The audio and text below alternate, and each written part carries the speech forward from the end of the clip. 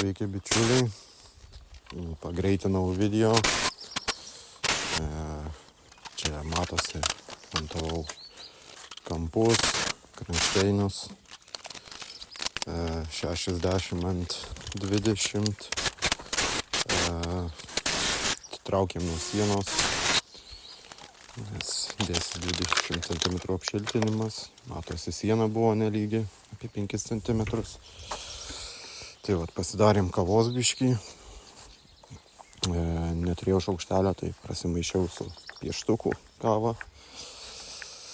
nes kažkur tai pamečiau jau.